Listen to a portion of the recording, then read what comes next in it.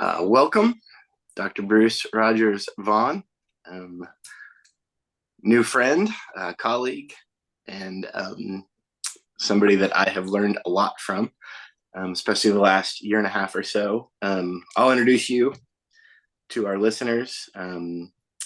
He is recently retired as associate professor of the practice of pastoral theology and counseling at Vanderbilt Divinity School.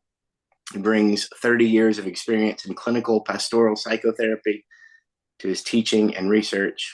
He is also the president and co-founder of the Pastoral Center for Healing USA, where he continues his clinical practice.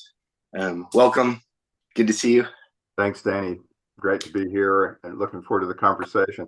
And by the way, I drink a lot when I'm being interviewed, but I swear it's coffee. Okay. Just for your viewers, I'm not setting a bad example. Okay. Well, you're safe with St. Mary's, even if you have a little bit extra in there.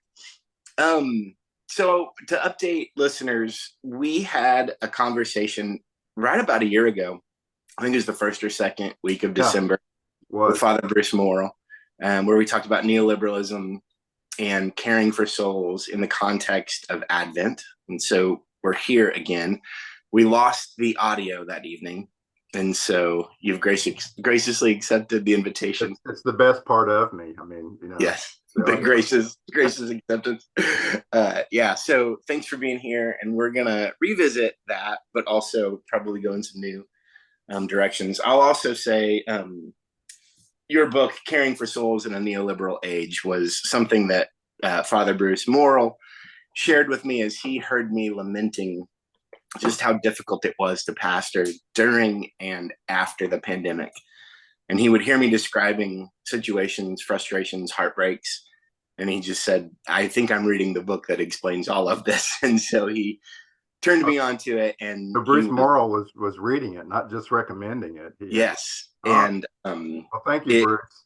Absolutely. And it gave me so much vocabulary and themes that we'll get into, despair and hope, came from it. So let's start with Margaret Thatcher, Milk Snatcher, and something she says that will be a transition into neoliberalism. There is no such thing as society, only individuals and their families.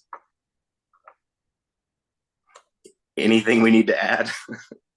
Margaret Thatcher, just let me say, was a much better spokesperson for neoliberalism than Ronald Reagan was. And she was very articulate in ways that she thought were wonderful, but I think are abysmal. Yeah. Right. I mentioned this before we came online, Danny, but if I could share a screen and play a little snippet of an interview with Noam Chomsky. Noam, by the way, he had a birthday this week. I think he's 98 or something like that. Still out there giving interviews, just like we're doing here. But he was interviewed about neoliberalism. This was about a year or a year and a half ago. And I've taken a little snippet out of it where I think he just captures really the core of it. And he'll use that quote from Thatcher, but it'll be a good jumping off place, plus a couple or three slides or comments I'll add on to it, and then we can go from there. How does that sound? That's great. Thank you. Cool. So let me find my share screen here. Here we go. Is that visible? Yep, it just popped up. Super. So let me put it in slideshow mode.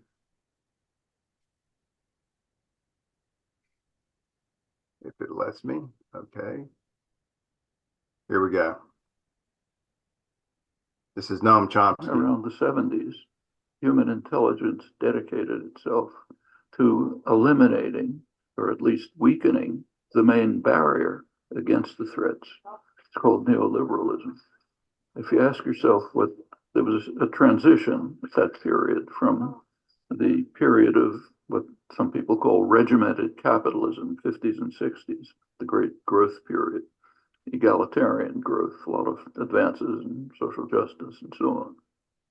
That changed in the 70s and with the onset of the neoliberal era that we've been living in since. We deregulated the airlines. We deregulated the trucking industry. We deregulated financial institutions. We decontrolled oil and natural gas prices. And we negotiated lower trade barriers throughout the world to get rid of needless and burdensome federal regulations, which benefit nobody and which harm all of us. And if you ask yourself what this era is, its crucial principle is undermining mechanisms of social solidarity and mutual support and popular engagement in determining policy. It's not called that.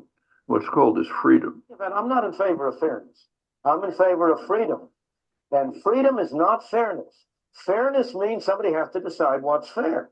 But freedom means subordination to the decisions of concentrated, unaccountable private power. That's what it means. The institutions of governance or other kinds of association that could allow people to participate in decision making, those are systematically weakened. Margaret Thatcher said it rather nicely in her aphorism about there is no society, only individuals. She was actually unconsciously, no doubt, paraphrasing Marx, who in his condemnation of the repression in France said the repression is turning society into a sack of potatoes. Just individuals, amorphous mass, can't act together. That was a condemnation. For Thatcher, it's an ideal. And that's neoliberalism. We destroy or at least undermine the governing mechanisms in which people, at least in principle, can participate to the extent the society is democratic. So weaken them, undermine unions, other forms of association, leave a sack of potatoes, and meanwhile transfer decisions to unaccountable private power, all in the rhetoric of freedom. Well, what does that do? The one barrier to the threat of destruction is an engaged public, an informed, engaged public acting together to develop means to confront the threat and respond to it. And that's systematically weakened for people to become more passive and apathetic and not to disturb things too much. And that's what the neoliberal programs do. So put it all together, and what do you have? A perfect storm.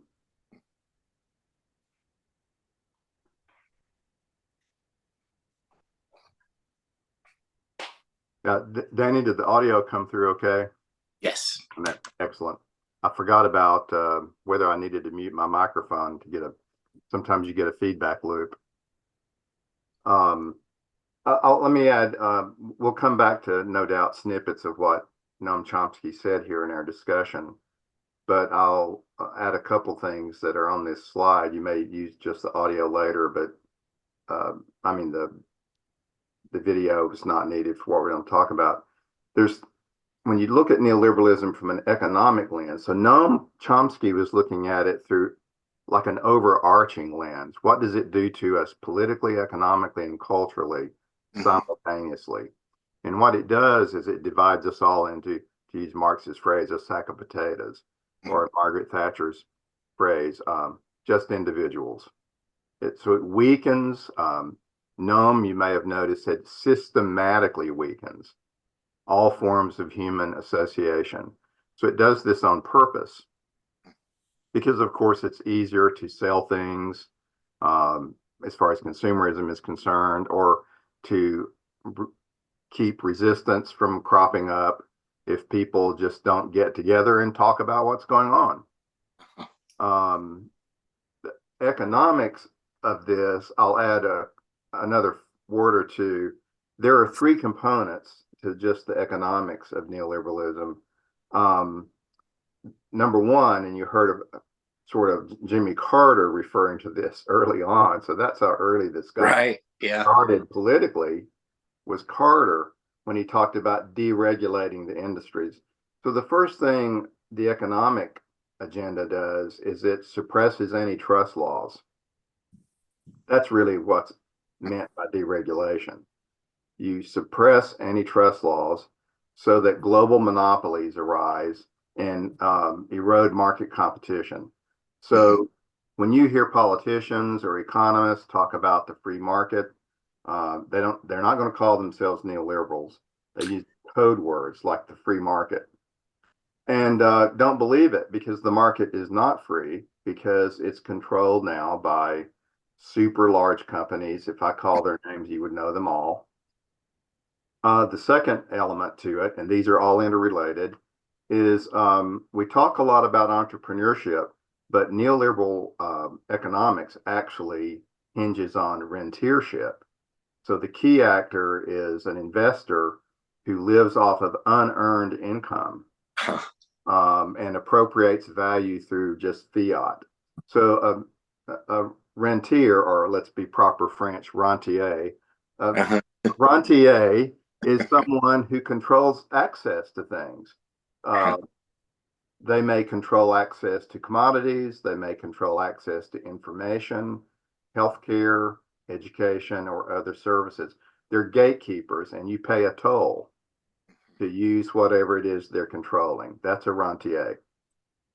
And the third thing that holds all this together is a huge bureaucratic system of contract law. So global elites know law, and they use lawyers a lot.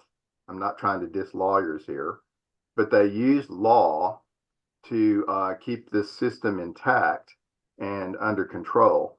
We know this every day. Like if you have to update the operating system on your phone, what's the first thing you have to do? You have to sign an agreement during the update. None of us ever read that, but that actually is a legally binding contract. So it controls everything from everyday life and then right up the scale. A couple more things. I'm not going to go through this PowerPoint, but Quinn Slobodian is a historian here in the U.S. I highly recommend his history of neoliberalism.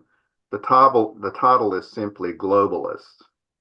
The subtitle is The End of Empire and the Birth of Neoliberalism. But Slobodian puts this all in non-technical language, and it's really like reading a storybook, a rather frightening storybook. It's like Grover. There's a monster at the end of the book. Yeah, exactly. At the There's end a is monster at Quinn the end of Slobodian. every chapter. But he weaves a nice narrative by saying, why do we have this system and how did it get started? And he says the roots of it intellectually and in terms of theory go back to the early 20th century. So we're talking about the 1920s and 30s. Well, what was happening then? What was happening is the worldwide colonial system that had been relatively intact for a long time, and certainly all the way through industrial capitalism, was coming apart. And countries were fighting for freedom. There was liberation movements worldwide. There was also widespread liberation movements within societies, like the revolution in Paris, the Paris Commune. Noam Chomsky alluded to. Well, this scared global elites to death. How were they going to retain economic and political control of the world? And Slobodian says this was the intent from the beginning, not just to control things on the national level, but the global level. That's why the book is called Globalists. And they decided the way to do this, that actually was fairly inefficient to do colonialism the old-fashioned way, which is militarily invade countries and occupy them in order to, expropriate their resources, whether that be labor or raw materials.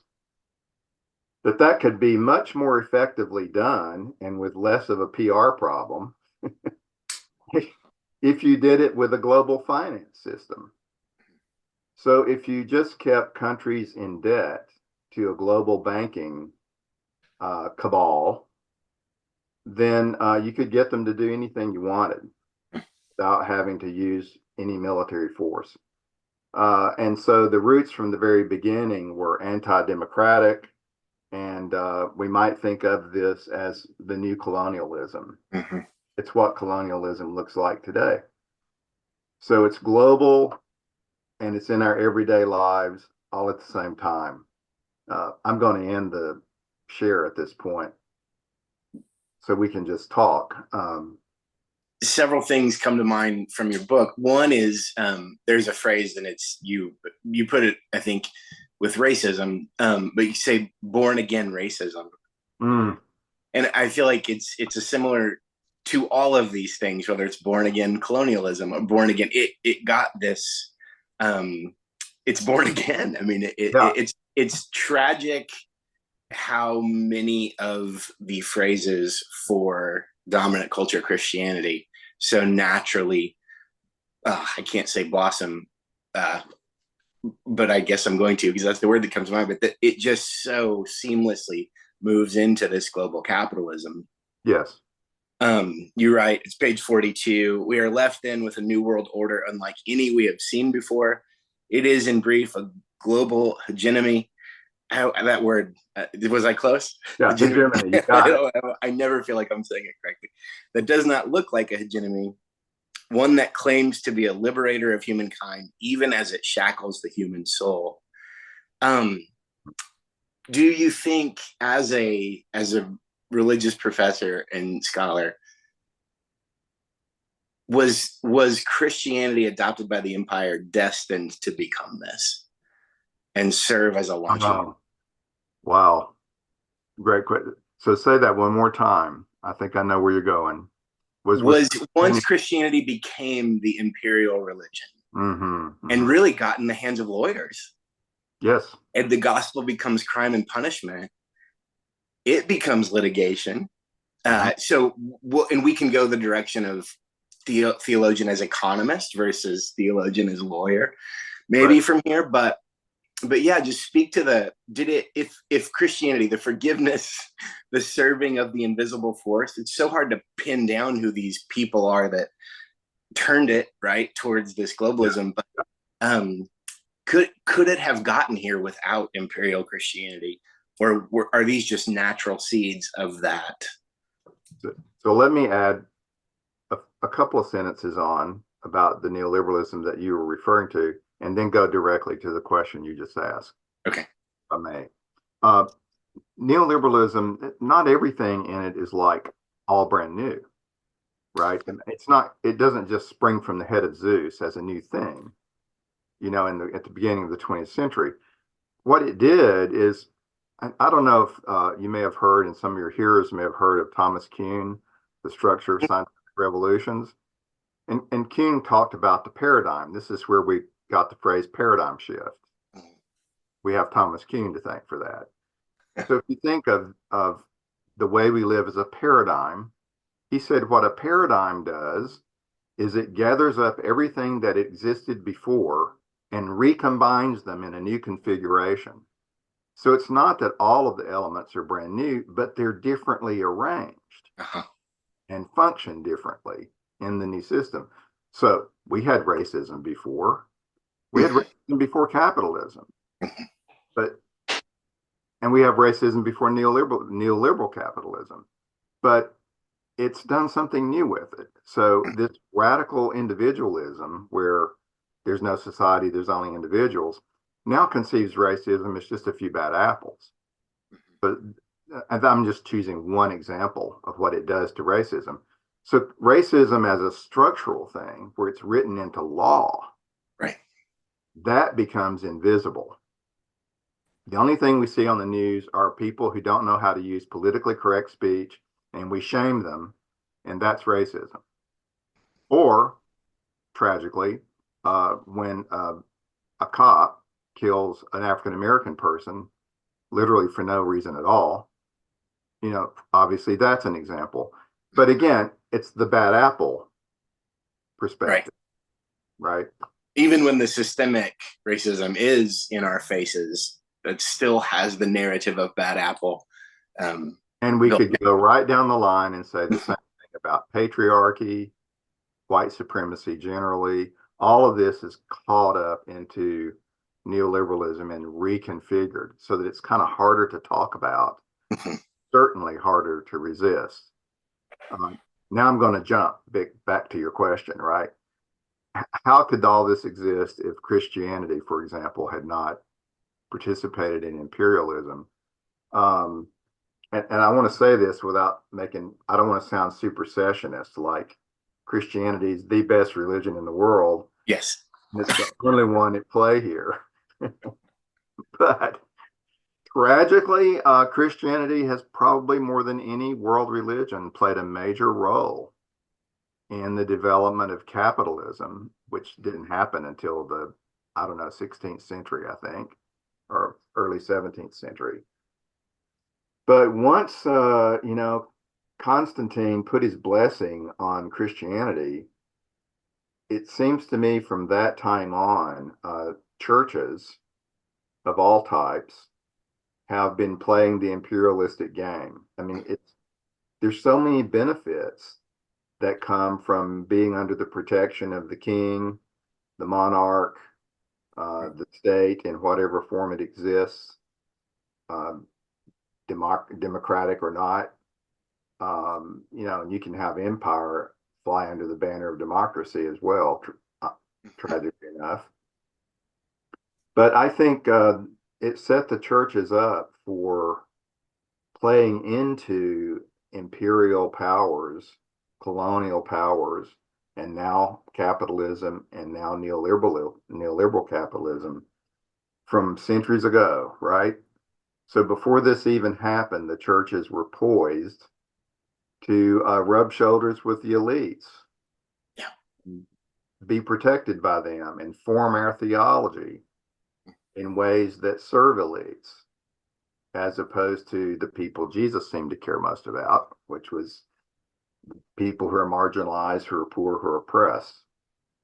And so when you talk about soul care, one of the arguments of the book is that you fear soul care is an endangered possibility, an endangered act, an endangered possibility. And that soul care, one of the ways I feel like you were describing it, is it's responding to suffering.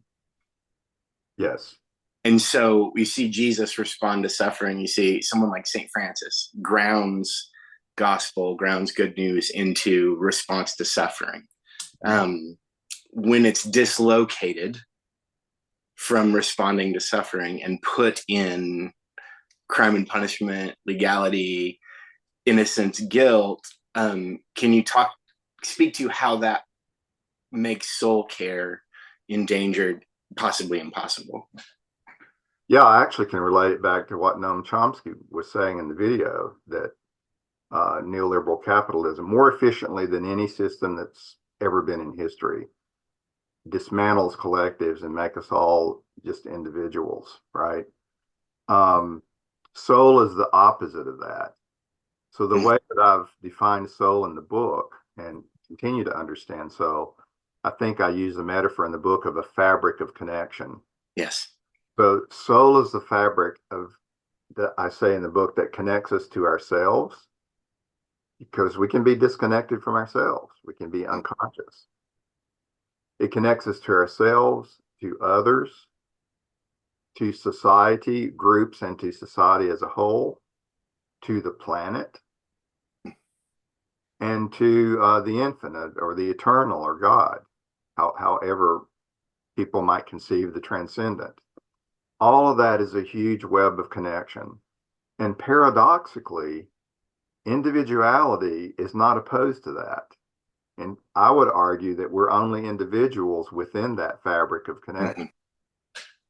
So don't think when we criticize individualism that we're not treasuring the individual. Jesus talked about we're so precious to God that the very hairs on our heads are numbered. Well, that's preciousness. So there's no conflict here between individuality and soul. But so we can talk about individuals as soul, but I don't think it's proper to say we have a soul. We are souls. To have a soul is to think of the soul like a capitalist. Yeah. Something you own, right? There's a t-shirt. and then again, right? It becomes something that you're in. I mean, maybe this does work, but in danger of selling. Yeah. And then so it's ownership. Part of your brand. Yeah. It's which, yes, we're gonna get to it relationships. Um, I don't know if I got back to your question. no, definitely you did. I think my brain's jumping all over the place. I recently read Christophany by Ramon Panikkar, and he talks about the language of person being more helpful than individual, related to the Trinity, that persons are connected through soul, and individuals are easier to sort of isolate and move around, which just I don't know, it's a helpful turn of phrase. Yeah, I think in I that think space. what you did leave out is when you were talking about the weakening of soul. So when we talk about dismantling, like Noam Chomsky did, we're really talking about the destruction of soul, or the weakening of soul. Yes, by design. By design. And really, I mean, this is, I wish there was another way to say it. I don't think there is. When you make salvation individual soul saving, ironically, it becomes a soulless endeavor. Yes. Because it's not about the collective. It's not even good for individuals. No, terrible for individuals. It's profitable for individuals economically, but not for their soul or there are a few scriptures about that. No, gain the whole world and lose your. Jesus saying to the rich young ruler, today this soul is required of you. Yes. Right? That should be a sobering word coming from Jesus. We read in the Gospels. I have not, heard it in that context. Welcome to the Bible. Like we all need to. Right. The one place I agree with my conservative evangelical friends is I'm okay with going back to the Bible. If we know how to read it responsibly and in context, and sometimes critically, because things are not like they were in the first century. And even that is a movement to soul. That's a movement to needing one another, to listening. What is, who do you say that I am? Who do men say that I am? Or who do people say? The Protestant reformers, I mean, they did so many things wrong, but one thing they had right is they saw Scripture as a living thing. Take us in a whole different direction, so I apologize. Well, I do want to. It does. I was actually thinking. I think that these days, as soon as somebody has an opportunity to say, "Oh, I don't have to listen to them anymore," that's usually when the off button gets pushed. Can you speak to how your compassion and solidarity and fabric of soul with the Trump voter in the Rust Belt or in Alabama inspired you to this work, and also that place of compassion? I think it would be helpful for more conservative people, leaning people, to hear your own heart and formation there. Yes, I will never forget, for many reasons, the day after Trump was first elected. Well, I guess the only time he was elected. If we depends who you ask. Believe the truth sayers. Yeah. The day after was I went to teach at Vanderbilt Divinity School that day, and was walking the halls, and it was like a pall of death was hanging over everything. But I soon realized, as I was talking to many of my colleagues, but students and colleagues that I would meet, that there was I thought there was a lack of empathy. Yes. Oh. And so I'm talking about, I'm not accusing particular individuals in the divinity school. This should not be heard that way. These are my colleagues. So I'm talking about myself and others. I think of myself as a, quote, progressive, person. So these are my peeps I'm talking about, and me. I just felt there was a pervasive lack of empathy for people who voted for Trump, and lack of understanding of how he could have been elected. So to them, it was like the impossible had occurred. I saw it coming. I grew up in Appalachia, working class people who've been spit on, and maybe I shouldn't say shit on this video. You're good. Yeah. For decades. Mhm. And the Democratic Party through I'm not a two-party guy. I hate the duopoly, as Chris Hedges calls it, but so don't hear me as taking sides on the two sides. They're both so problematic. But Yes. Democratic Party threw working class people overboard they began in the 60s and 70s, and by the 80s, and particularly under the Clinton administration, where we had what was called the Washington Consensus, which was another word for neoliberalism. There were more laws passed in the Clinton administration in favor of this structure we're calling neoliberalism than there were under Reagan, ironically. And Tony Blair in the UK. Yeah. So these progressive people became the chief neoliberal monarchs, you might say, in the world. But yeah, back to the Trump voters. Why can't we empathize with people even if we disagree with Right. their political positions? Personally, I was horrified by the Trump administration. But I often found myself puzzled because what is worse, Trump, who is clearly racist in many ways and patriarchal and so forth, and dangerous in many ways, but so disorganized that he couldn't seem to rally the troops behind any particular cause. He was neoliberal in the sort of what Nancy Fraser calls reactionary form of neoliberalism, as opposed to progressive neoliberalism. Is that worse, or is someone who knows exactly what they're doing? I'm going to say he. We haven't had a female president yet. I hope we do before long. But if he knows exactly what he's doing and can run the machinery and pull the levers of neoliberal power, that in some ways it's even more frightening. So I don't know what to say about where we stand politically in the United States. It's bleak. I just know that I have empathy for the hearts of where people were who voted for Trump, even if I could not have voted for him myself and did not vote for him myself. Even to the point of it being a major motivation for caring for souls in a neoliberal age, right? Like, I mean, it begins with observing what happened to working people. Yeah. And that cruelty to even that, it's to respond to suffering, not to be right. Willie James Jennings in The Christian Imagination writes about Acosta bringing the compass invisible force, spirituality to indigenous people, and saying we were providentially brought here through the invisible forces, which so quickly becomes this economy. And I think your response to the suffering of people you love while disagreeing with it's the Jesus way. It's recovering soul.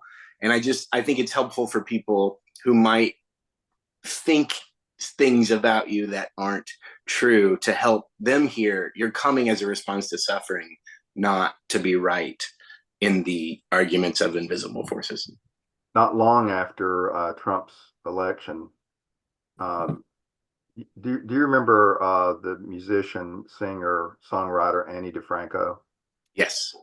So Annie DeFranco, and I don't think she's a particularly religious person, but I heard her interviewed. She releases her own albums now, produces her own albums, and she produced a brand new one that came out just weeks after Trump was elected. I think a few months maybe. No, I take it back. It came out after January the 6th.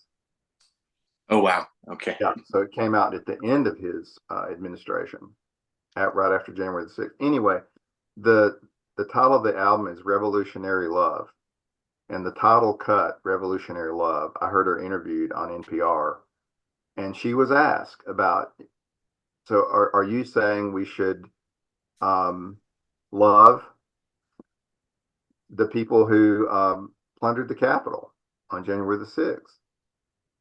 And her answer was, yes. That doesn't require me to agree with what they did. What they did horrified me. But there's a line in the song that is very gospel, whether she intended it so or not. As a Christian minister, to me it is. She sings in the song, "Tell me your story, and I'll hold it in my hand." Now, Sarah Ahmed, a queer theorist, says this in another way. She says, solidarity with those who suffer, it doesn't mean that we can make their pain our own. She says that is impossible. You cannot own another person's pain. You cannot say, I know exactly how you feel. But she says what we can do is open up a space within us and invite the other person in. We can embrace that pain. We can empathize. I think that's beautiful.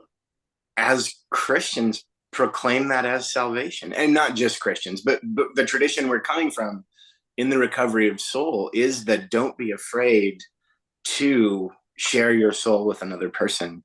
Don't be afraid to be contaminated, right? When it's buying and owning souls, it's contaminated, or it's pure, it's guilty, or it's sinful, or I'm sorry, or forgiven or innocent. And so these dichotomies are just dualities, right? Like it's just not helpful. Yeah, I make it very clear in the book that Christians don't own soul. Amen. And much less Christian ministers on the care of souls. Care of souls happens wherever the kind of love we're talking about appears. And I think that's consistent with the gospel. Same. Which says, wherever love is, there I am. Yeah. Which it really does at that point become joyful. Doesn't it though? Yeah. Right? It's right. So tragic that people are so we must celebrate wherever soul is strong. Yes. Strengthened. So let's get there. That one of the things that I think I've observed through my own journeys and experienced through being born into, I was born into a fundamentalist sect cult in Southern California that moved to Nashville when I was in high school. There's one person that I know personally who grew up more fundamentalist than I did. It's something I wear proudly. I'm an old Southern Baptist. Yes. No, when I tell people I learned about grace from the Churches of Christ, sometimes I get, uh-oh. So we were not, we were earning it. Absolutely. Good little workers. But what I've seen, I think, in moved to sort of non-denominational places, charismatic, and then sort of the reformed world, the PCA, and then the ACNA.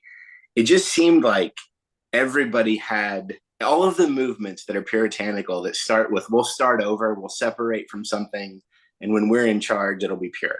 Everything I've been in up to this point has had that and believed that. And I feel like that's so bound up in shame because it needs to be better than something else. Mm-hmm, mm-hmm. And so in the economy of neoliberalism that demands a scapegoat, that demands an other, that demands something to be expelled, can you talk, one of the phrases you use is the recapitulation of inequality. This religion demands human sacrifices. It normalizes inequality. Just can you speak to why the other and the expelled is so essential to this global capitalism? I just have to say it feels so weird for people to read my words back to me, the book came out around exactly this time of year in 2016. So it's no longer, quote, brand new. Yeah. Yet it still feels fresh to me. Mm-hmm.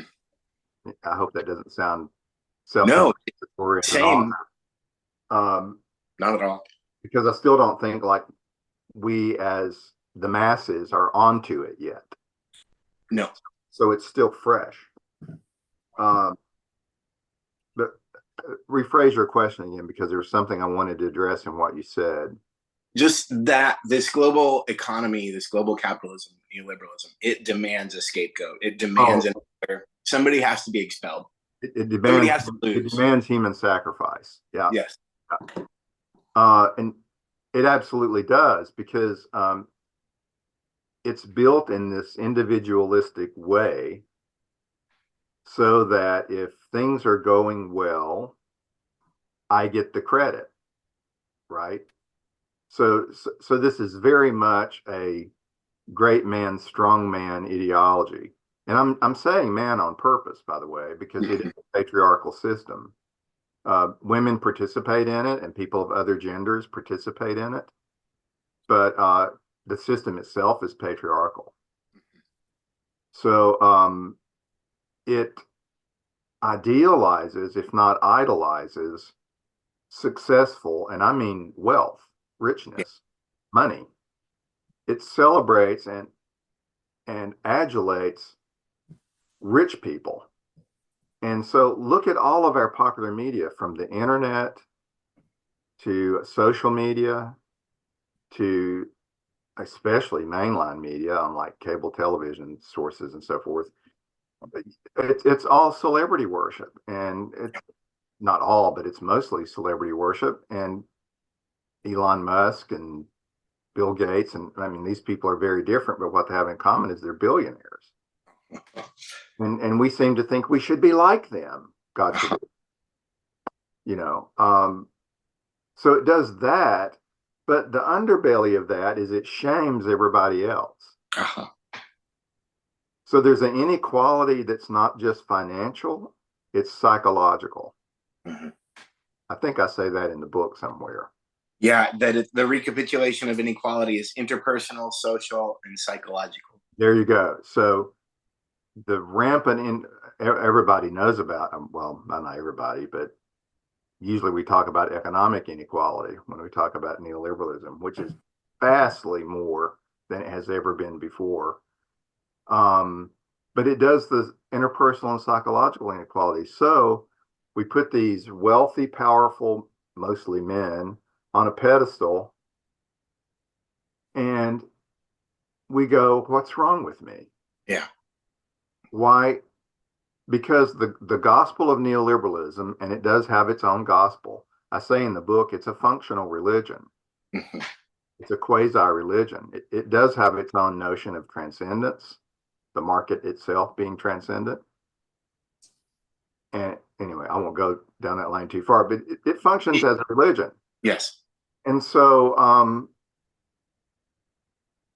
it tells us in its gospel that we all start from go. It's a meritocratic system. And that if we all work hard, we can overcome all obstacles, no matter how horrible they are. And we too can be Bill Gates. So we've drunk that Kool-Aid. Yes. By we, I mean the masses, socially, culturally. We've drunk that Kool-Aid even when we don't remember drinking it. Yes. And people come into my office these days, I'm a therapist. People come into my office these days saying in various ways, what's wrong with me? Why have I not been successful? Mm-hmm. And whether success means their marriage, their job, their socioeconomic status, or what have you. But usually they're measuring their worth by the ways that capitalism tells them to. Yeah. Not the way the gospel tells us to, but how capitalism tells us to. And feel deeply ashamed. depressive, anxious, sometimes to the point of suicidality. So this is very much, I said to someone just this week, it's an incredibly shame-based culture, the culture that neoliberalism has given to us. Yep. And then it becomes, in a sense, a necessary addiction. Do you remember when Hillary Clinton referred to Trump followers as a basket of deplorables? Yes. I knew then she'd lost the election. Yes. Yes. Because they already felt like they were deplorables. And they couldn't stand it anymore. And they were tired of the coastal elites seeing them that way. Working people are not stupid. No. They're not unintelligent. Intelligence is not a factor of education. No, not in the least. And it, yeah, it just, I don't know, it speaks to the cruelty of it. And the lack of, again, the lack of soul. I remember sitting at Panera on Old Hickory, back-to-back meetings, one with a man in his 80s, one with a woman in her 70s. The woman was second, and the man said for our hour coffee, if Trump wins the United States, it's over. It's over if he wins. And then the next hour he left, they said hello to each other. They went to church together. They both left. But that's a different podcast. But they said hello to each other. They were happy to see each other. And then I sat with her for the next hour, and she said that if Hillary Clinton wins, it's over. And like real distress from both of these people. I had a friend who was in his early 20s who had like recently been married, and he's like, if Trump wins, we're not going to have kids. And it's like, good gosh, like, you tell me what you believe about Jesus. If these people dominate, if you're not going to procreate, if this guy wins the election, like the hope, it's again, the divide and conquer, the despair, but not the despair where it should be, the despair in things that just so, yeah. And then I remember the age gap is so wild to me. Even just the people in their early 20s who didn't remember the Clinton presidency, who didn't understand some of the hypocrisy in campaign based in taking the high ground. That's not going to resonate with certain people, and that's very understandable. But yeah, it's this, who can shame each other. It was Clinton, not Reagan, who ended welfare as we know it. Yes. Well, It was actually Clinton's slogan, to end welfare as we know it. Those are his words. World hunger has increased by 18 million since 1996. There you go. 3 million children exist on less than $2 a day in the United States.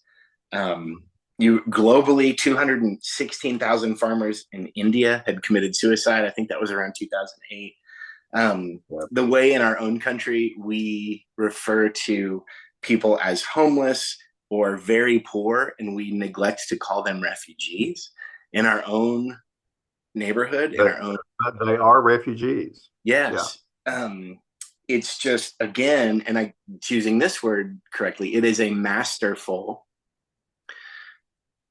invisible force religion, the neoliberalism and the Christianity that pumps it out. All of that sort of came from the deplorable comment, and just if it's just who's going to outshame the other side. And even the way that turns into, like, when I see somebody own somebody in a tweet, they're just fundraising for the other side, because then you can just, it's so, we've got to find each other. We've got to increase soul, to rebuild the fabric.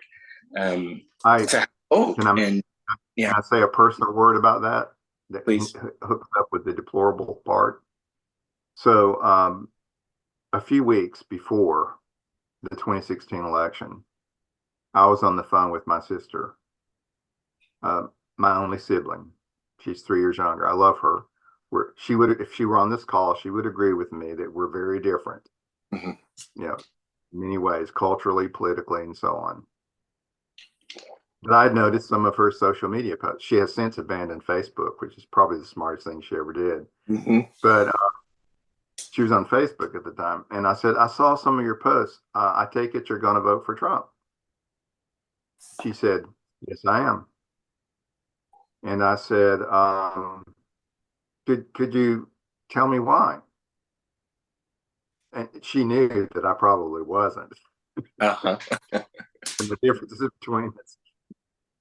And this, I'm going to quote her exactly because I'll never forget it. She paused.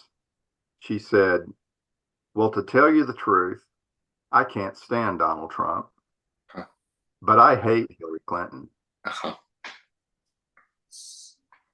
And I repeat her with all respect to her. She was pointing to what we're talking about. Right? Yes. She knows when people in the heartland are being shamed. Yes. And cares, right? Yeah. Yeah. I hope that. And I think this. Do what? I hope my sharing that wasn't too distracting from where we're heading, but no, I think it came to mind when we're talking about that. I think what it speaks to in my experience as a pastor is everybody, if we're all brands, you write about the moving from I thou relationships to it relationships where brands meet brands. If we are all existing in this shame-based, someone might stop buying me as a brand. Someone might not think I'm worth their time or their resources. We're all subconsciously aware of being tossed aside and expelled. And if that happens, we're worthless. Worthless. And so it makes sense that we just know I'm this close to being tossed aside. So I'd better get behind someone that won't let that happen to me. And then lies like politicians saying, Donald Trump has won. Like they're trying to get me. That means they're trying to get you, and uses that to divide instead of bring us together. But I think it goes directly to the fear of being expelled. And it's frightening, right? Yeah. I hate to use, probably this is brought up too often, but it does frighten me when I see what it's done to people who have been deliberately and systematically shamed. Yes. The neoliberal system as a whole by this new religion we have. Yes. What frightens me about it is when people are desperately ashamed, they are going to reach for the strong, quote, the strong man. Not all of them, but in masses they will. And, this is what happened in Germany in the 30s. Right. The treaty to end World War II was horrible to Germany. The whole country was shamed by the international community. And look what happened. We just don't get away with shaming an entire population of people anywhere on the planet, right? Including when Trump referred to African countries as shithole countries. We don't get away with that. When you pour that kind of poison on people, bad things are going to happen.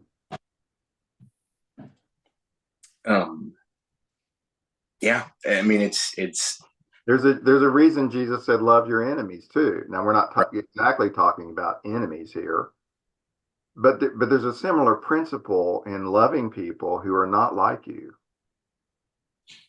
culturally, racially, any kind, name any way, they're not like you. And as soon as we give that part of ourselves away, we've taken the bait. We've taken the bait. And we're in the process of expelling someone. And if soul is the fabric that connects us, what can be more full of soul than loving those who are so different from you, who vote different from you, look different from you, different gender from you, et cetera, et cetera, et cetera. Which is what makes me incapable to this point in my life of giving up on the church. Because I think that the table is where that it's a great place for resistance, but it's also just the most heartbreaking in my own life because of people's refusal to love one another there. So maybe we should take a turn into talking about where this leaves the church today. And I'm using the church, generally. Yeah. And I'll go back to Noam Chomsky since that's where we started. Okay. In a separate interview, totally separate interview, several years ago, Noam Chomsky made the following statement. I printed it out and kept it. He was talking then about the weakening of human associations and the dismantling of collectives. And he said in that interview, the churches, the religious congregations, may be the only place left in our society where there's any hope of connection. And Chomsky, I don't even know if he has a religious bone in his body, but that's what he said. I think that's correct. Now, I'm not dissing unions here. There are other kinds of human associations that are important. I'm glad to see unions getting some traction recently in the United States. But let's be honest, even though they're gaining some traction, the press has made a lot out of it, but they've not gotten very far yet. I hope they do. But we're a long way from where we were when my father was in the union in the 1960s. My father was a union member for 40 years. And we're not there. So Noam may be right about the churches. You're talking about an institution that's nationwide, in every neighborhood, in every small town and every city. We're talking churches. And I'm going to give full credit to other congregations, be they synagogues, mosques, and temples. Religious congregations are everywhere.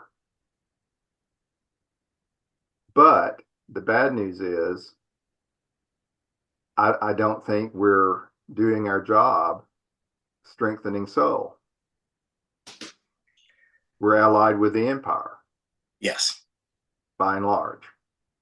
Under the allure of the lie of individual soul salvation. Yeah. I'm not saying we're conscious of that. I wrestle there because growing up in a cult, at some point the ignorance becomes willful. Mm-hmm. And I think what I've been through the last few years at St. Mary's and what we've gone through as a community, Howard Thurman, you write about we must take sides in the class struggle. Yes. Howard Thurman and Jesus and the Disinherited says we don't understand Jesus until we understand him. The class struggle is also a race struggle. So yes. Add that, yeah. We don't understand Jesus until we've understood him with those whose backs are against the wall. Yes. And there were people who I was dead to when I just asked them to not condemn gay people who they'd been going to church with for five years. But you experience that expulsion. You're just like, you don't matter to me anymore because you don't share my ethic. When we put our backs with those who are against the wall, there is this experience of rejection and being expelled. And then there is the growth of soul. Yes. And the joy of salvation. And where it becomes an economy where people do have each other's back. Another Willie James Jennings quote from his Acts commentary, he says, when a crowd gains faith, it shrinks in size and becomes a congregation. which is great. I think the individual salvation thing, I'm chuckling because it hits me as so true. Yeah. It'll draw a crowd, and there'll be a lot of crowd energy, but the crowd energy is Hosanna and crucify him, not soul collective. And so, yeah, one of the things I want to ask you about, we've talked a few times.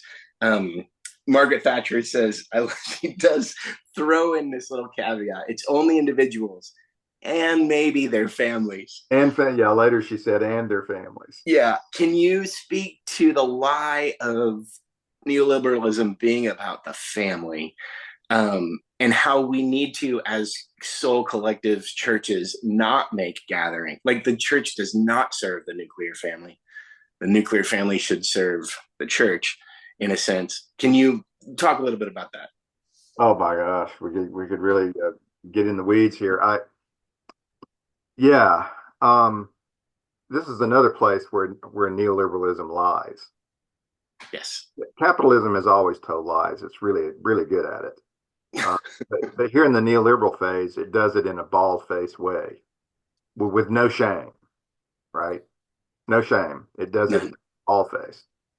So politicians who are very much in a neoliberal vein will say, family values, family values, family values, especially on the so-called right. Right.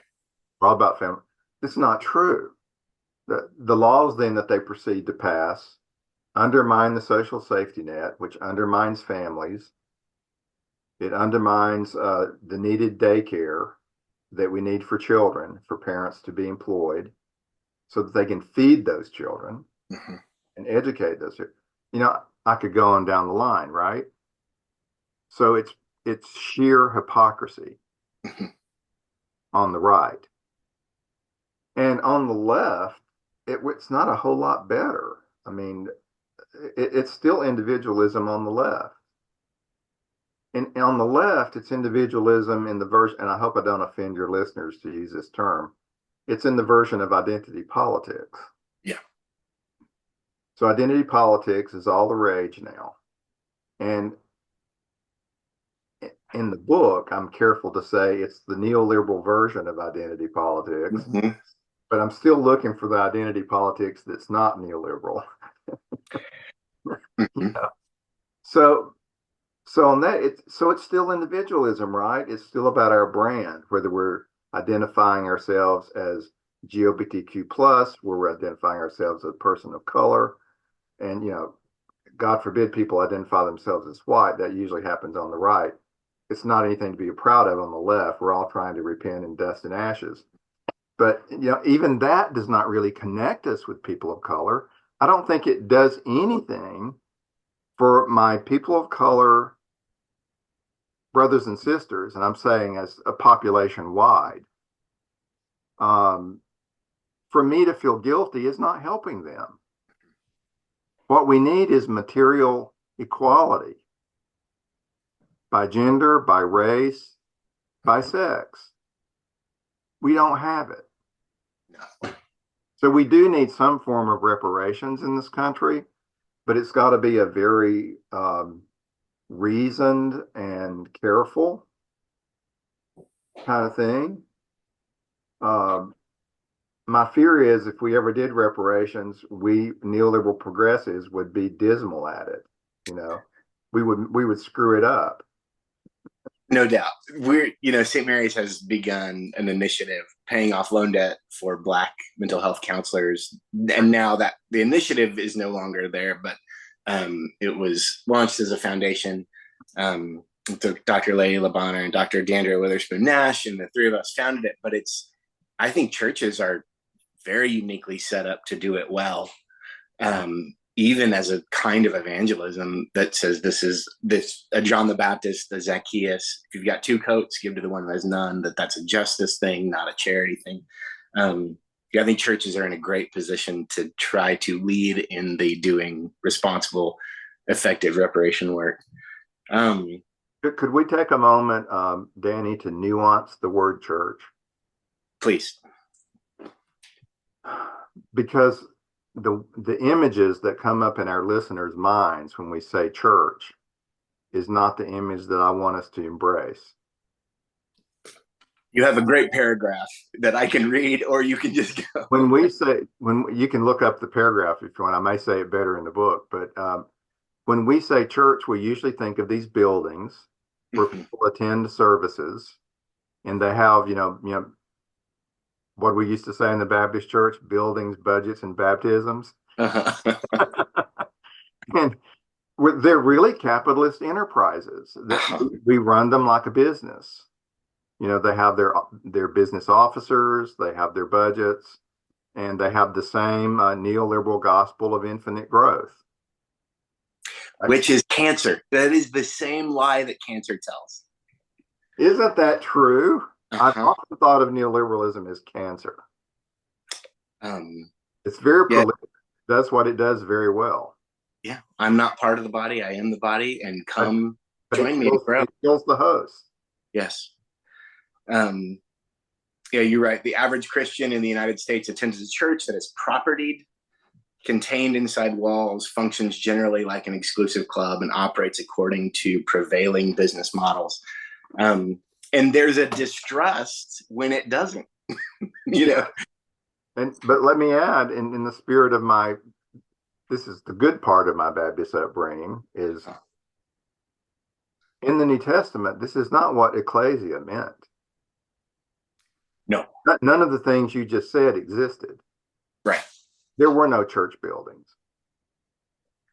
The church was the people. And ecclesia simply means gathering. I think we're at a time again in history. And right now I'm talking specifically about the West, the United States, North America, Europe, and so on. We're at a place where we need probably again movements that I think are churches that don't have buildings. Yeah. Now I'm singing your tune at St. Mary's, right? Yeah, we rent. We don't want a building. Yeah. And I think churches are springing up in neighborhoods, in homes, bars, schools. God bless them. I think we need more. Yeah. So I'm okay if people don't want to go to church. Oh gosh, yeah. I absolutely believe in the 19th century. Can I plug a book? Yes. Not my book. This book by Janine Giordano Drake just came out, and The Gospel of Church. The Gospel of Church. The subtitle is How Mainline Protestants Vilified Christian Socialism and Fractured the Labor Movement. Gosh. Talking about the period that's roughly 1875 to 1925. And she's talking United States. We don't remember, she says, that in the late 19th century, 1860s to 1900, she said people didn't go to church much. Only 25% of the population were church members, and even fewer than that attended churches. Churches weren't well liked. She said churches were most churches at that time were institutions of wealthy elites. And the people who worked for them, what we would call the PMC, the professional managerial class. Those were the church members. The masses did not like church. However, she said, churches were unpopular, but Christianity was extremely popular. So out in the mainland and among the masses, you had Christian groups springing up everywhere, in union halls, study groups. We forget that there was a fellowship of Christian socialism at the time, which organized over 3,000 Sunday school programs across the United States. Wow. It was so big that even the Evangelical Sunday School Association included them in its membership.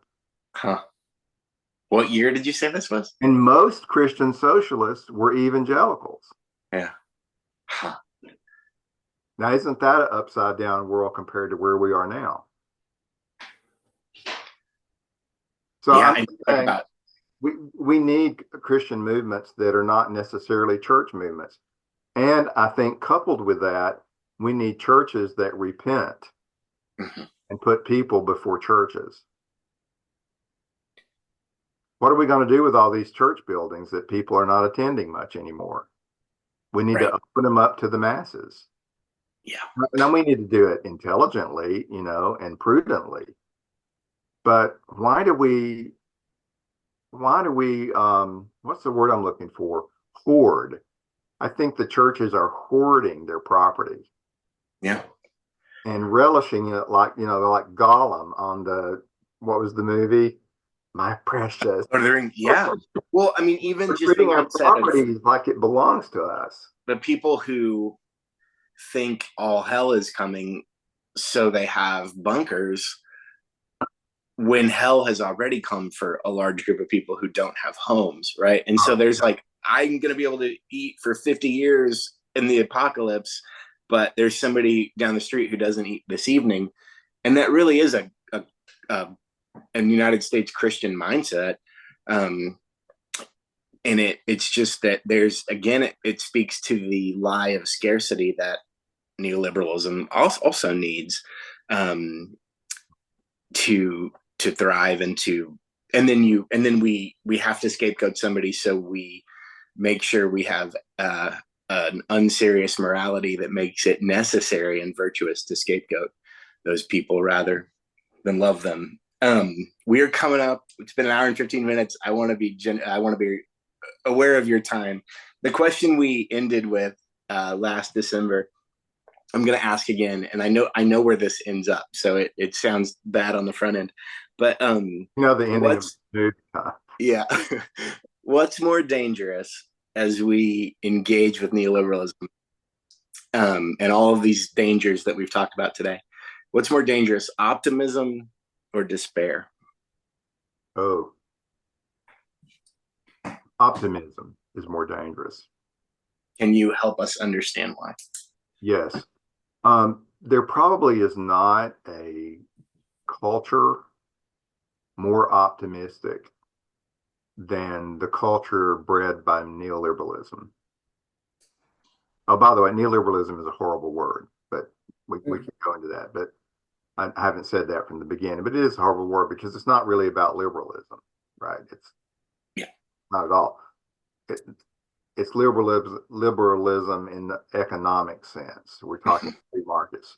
So what it literally means is a new way to form free markets. That's what the word means.